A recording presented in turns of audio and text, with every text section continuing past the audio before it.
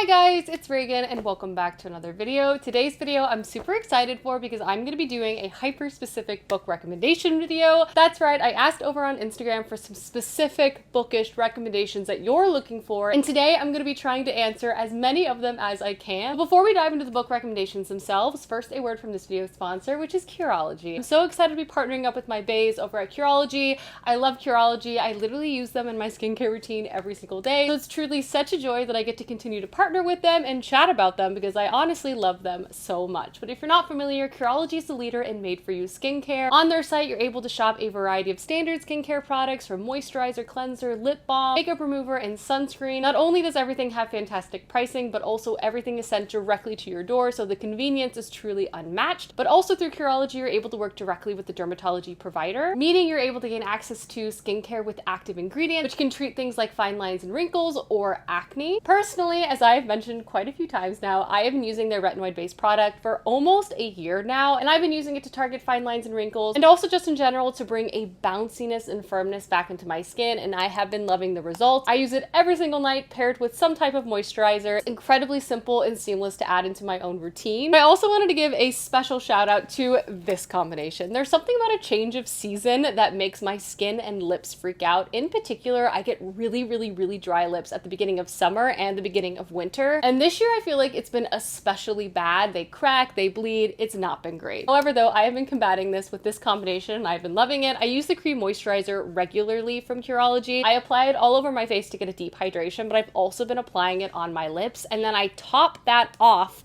with their lip balm, which I also apply throughout the day. This thing has been a literal lifesaver. It has no weird ingredients that adds irritation to my already irritated lips, and it smells divine. So I wanted to give a shout out to my lip hydration duo who's been truly saving the day in this household. Per usual, I still have a special offer with Curology. If you click the link down below, you can learn more about their products and also gain access to this offer. Thank you again to Curology for sponsoring this video, but without further ado, let's go ahead and dive into the recommendations. So I have all of these specific bookish prompts on my phone. I'm gonna try to do as many of them as I can, so let's just go ahead and dive right in. So the first prompt I'm gonna answer is specific, and I love it. A book that feels like big clouds on a blue sky day, but a dark storm is coming in the distance. So how I interpreted this is like a very idyllic, classic, maybe pastoral fantasy setting, but there's something sort of eerie that we're not quite sure exactly how things are going to play out, a darkness that is coming to sweep the land, if you will. So for this, I'm going to go with the Legends of the First Empire series by Michael J. Sullivan. This is truly a very classic fantasy setup, set in an ancient fantasy landscape. It's incredibly pastoral. It's kind of about the founding of like human society, but there's also this huge looming conflict between the humans and the elves, and this conflict is explored through many books, through many different types of like fantasy tropes with quests, visits to the underworld. It has a lot of like light brightness to it, but it also has a lot of darkness that's sort of mixing, and it's sort of the fight between these two forces, if you will. It's so charming, and you can even see like this cover has like bright blue skies, but on the back a literal storm is brewing. It's coming in because danger is afoot to the humans that are in this story. It's so good, it's so clever, full of a cast of characters you will truly fall in love with, and it kind of has that beautiful natural landscape as a huge part of this book too, and I really enjoy this series quite a bit. Lots of requests for slow burn fantasy recommendations, and I would say slow burn is one of my favorite aspects to any type of romantic plotline. I like the author to draw things out. I like when the author takes their time. I like to be led on, if you know what I mean. And I feel like my current romantasy obsession that in my opinion has some of the best slow burn out there has to be Swordcatcher by Cassandra Clare. It is in fact so slow burn that things have been introduced in book one, which is not a short book at all, but I'm not exactly clear exactly how things are going to unfurl between the various characters and romantic connections, and that alone has me on the edge of my seat. The angst and drama that already exists between characters in this series is truly too good. Not to mention the political plotline of this is also extraordinary. It's honestly the perfect blend of fantasy and romance, and I am obsessed. This is a dual perspective fantasy story set in kind of a city-state political setting. Merchants sort of rule the day here. That's where all the power lies, and we're following two characters, one sort of involved with the royal family as he has been raised to be something called a sword catcher, basically being able to impersonate the crown prince, and the other is a young woman who is a healer for her people, and she's kind of ostracized within her community, but her community at large is also ostracized by the entire city. Their two fates and lives become very intertwined, but it's not so straightforward as that synopsis might seem. There's lots of characters and lots of different power dynamics at play here. The first book was so unbelievably entertaining. I could not put it down, and I feel like I talk about it incessantly, but for good reason. Next was one of my favorite prompts, and that is books that remind you of Baldur's Gate 3. I love Baldur's Gate. I love the fun mix of characters kind of forced to go on an unlikely dangerous quest. I love the humor, the camaraderie, and kind of like some of the gray morality that exists between some of the character dynamics within the game itself. It's a blast. So yes, I of course have book recommendations for that because I love the story of that game. First, we have The Black Tongue Thief by Christopher Bowman. This is a perfect example of an unlikely group of individuals forced to go on a very dangerous quest together. It's also full of so much humor, which I feel like Baldur's Gate 3 definitely has as well. It's also gruesome and dark and will kind of keep you on the edge of your seat in that perspective. But this basically follows our main character, who is a struggling thief. He's very much in debt after sort of training with the Thief Guild, and he decides to try to steal from a bad target because she's a really powerful knight.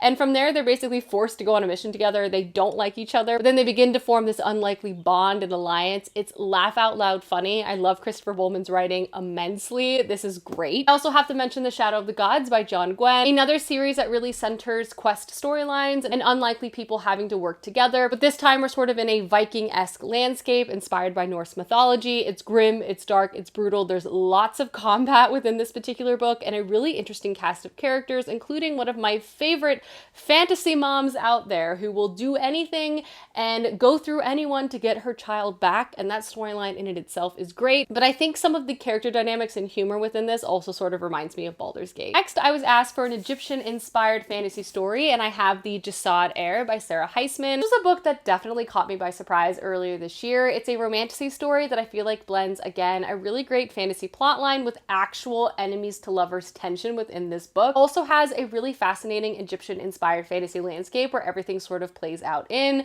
If you love romantasy, if you love like true slow burn tension, true characters that despise each other but simply cannot stop thinking about each other, I will burn the world down for you energy because I'm the only one that can have you despite the fact that I also hate everything about you, this is the book for you. It was so entertaining. I was gripped by it and I can't wait for the next installment because this one utterly destroyed me. Next up was a request for a book about vampires that was actually good. This I'm gonna go with The Vampires of El Norte by Isabel Cañas. I love this author's writing so much. She combines elements of history with horror, but also with like angst and melodrama and romance. The character dynamics in her books just make it unputdownable, but there's also this like really spooky, scary edge to everything as well. This is a story set in the 1840s on the border between Texas and Mexico, and it's set during a time period where Texas settlers are trying to steal land. And there's also these dangerous creatures sort of roaming the night and attacking people, and no one knows what or who they are. We follow our main character, who she herself was attacked by these creatures in her past,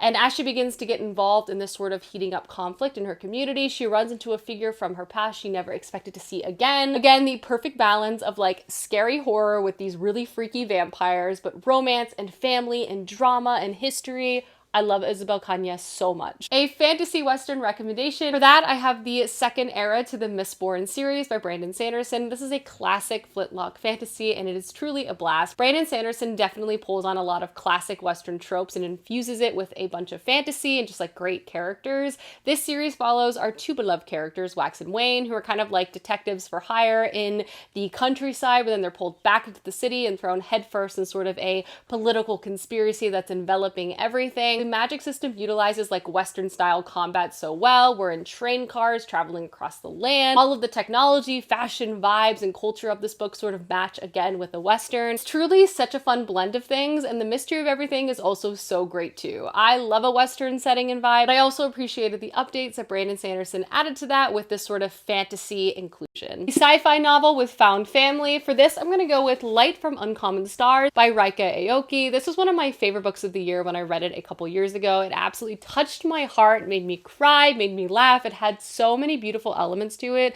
And at the core of this very strange sci-fi story is a found family element that you will just fall head over heels in love with. But this book is actually set on Earth, but we're following a strange cast of characters. First is a woman who has made a deal with the devil, and that deal is to bring souls of like violin prodigies for her own immortality, and she has almost succeeded. We also follow an alien from another world who is settled on Earth and is now now running a donut shop with their family. And lastly, we follow a young trans runaway who's also incredibly talented at playing the violin, which is how she catches the eye of one of our main characters. All of these characters come from very different places, clearly, some from like literally outer space, but they kind of all come crashing into each other's lives in a very unexpected fashion. It's truly so beautiful. It's all about second chances. And again, that found family element. I adored this book. Probably one of my most asked prompts was books that give Bridgerton vibes. And listen, I am here to deliver. I love Bridgerton. I love historical romance. I love angst,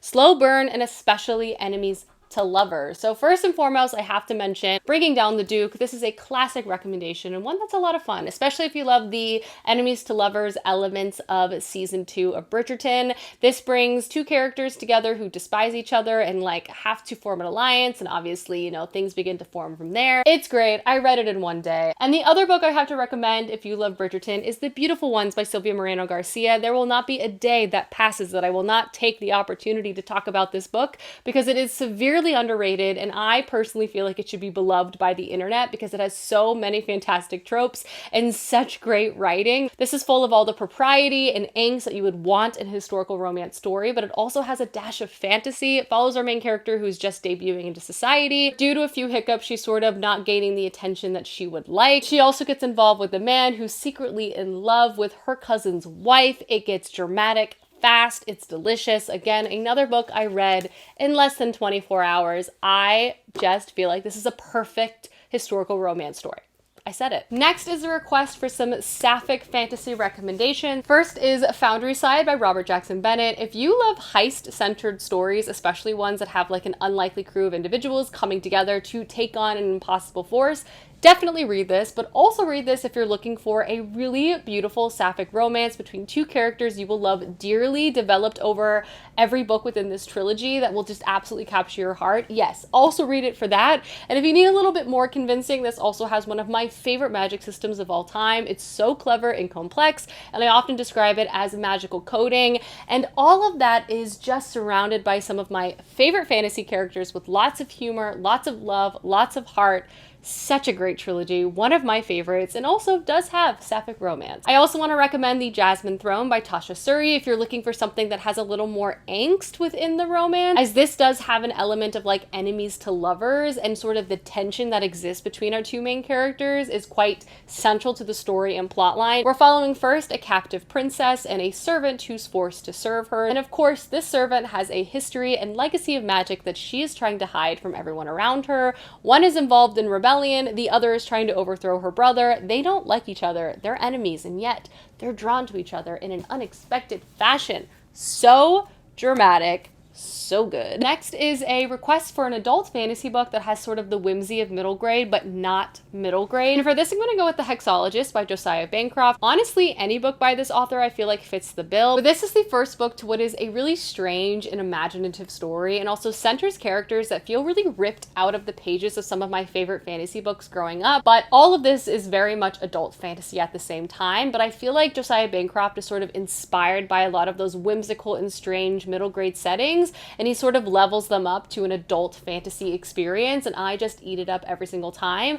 This particular book follows a husband and wife duo who are sort of like detectives for hire. They're known as hexologists, and at the beginning of the book, they're hired to figure out a crime because the king is trying to bake himself into a cake, which could obviously cause a lot of social and political strife if he succeeds in doing this. This book is wacky. It has hilarious character moments. Understanding and unpacking this world, which sort of has like this steampunk edge, is just great. It also has this sort of mystery of the week vibe. I could honestly read 1,000 books set in this world following these main characters as they try to solve all these various weird crimes. I just love it. Next was a request for a book of unlikely individuals going on a quest to found family pipeline, which has to be like one of my personal favorite setups for stories. I have a lot of different recommendations for this, but I decided to go with God Killer by Hannah Kaner. This not only has a beautiful cast of characters sort of forced to work together and definitely come from very different backgrounds and not only like don't necessarily want to get to know each other, but in some aspects are kind of like mortal enemies. Quests that they're going on forces them very quickly to have to rely on one another, and also just the setting and concept of this world is really, really clever. It's set in a world where there were once like many gods, and they all sort of ruled and were worshipped in their own way. But after a war and uprising, most of these gods were either killed or overthrown, and now there's not many of them left. So when a god killer has to go on a quest with one of these small gods,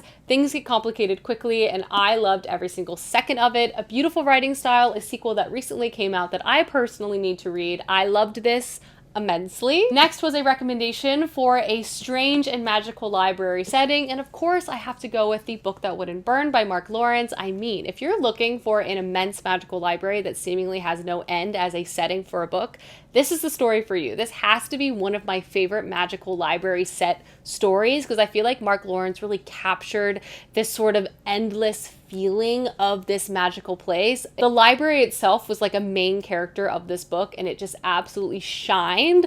But alongside this magical library, we also have a very strange conspiracy and two characters that come from very different worlds as their lives and fates become intertwined. Lots of mystery, lots of vagueness within the story, but again, a library setting at its core that is just incredible. I ate it up. Next recommendation was for a fairy tale-esque story with forbidden romance. Probably one of my favorite setups, if I'm being honest. First up, we have Uprooted by Naomi Novik. I mean, a classic. Who doesn't love a woman forced to go work in a dangerous tower in the middle of the forest with a mysterious wizard who's supposedly evil, but guess what? He's not actually evil, but he's also really attractive, and they begin to form a bond, and they have this complicated relationship explored over the course of this entire book.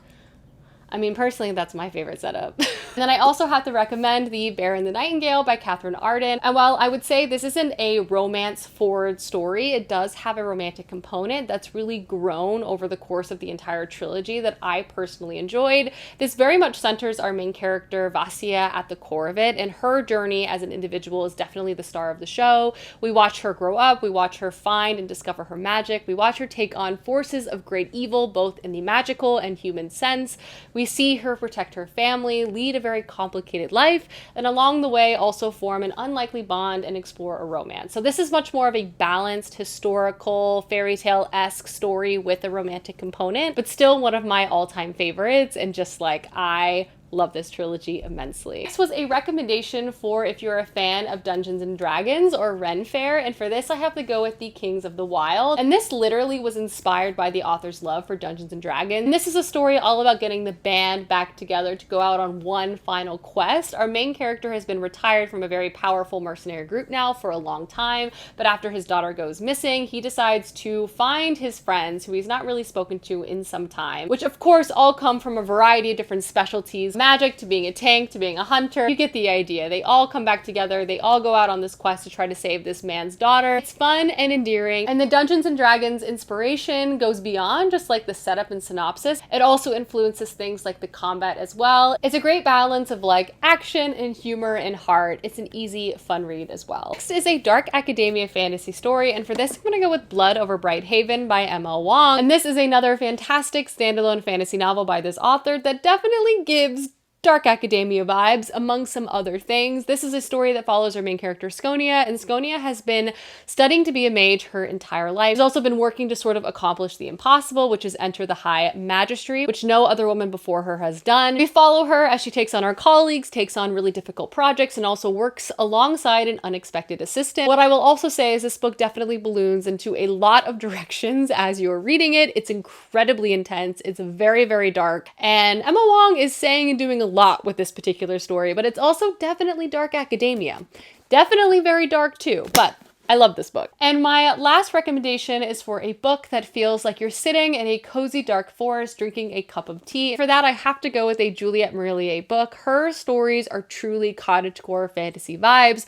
Her nature, settings, and ambiance are truly unmatched, unparalleled. Every time I read one of her stories, I feel enveloped by just like a magical force somewhere. Ambiance of her books just are absolutely transporting, and you will feel like you're just wandering a forest. She pairs that with magic and and very emotional stories with really complex character arcs over the course of her books. I have read books from 2 of her series, and I would say both of them sort of fit this bill. I have the Seven Waters series here, but also Dreamer's Fool by her also fits this bill perfectly. If you want like magical forest vibes, Juliet Marillier. Alrighty guys, those are some hyper-specific book recommendations. Thank you again to Curology for sponsoring this video, but I hope you enjoyed, and I will see you soon with another one soon. Goodbye!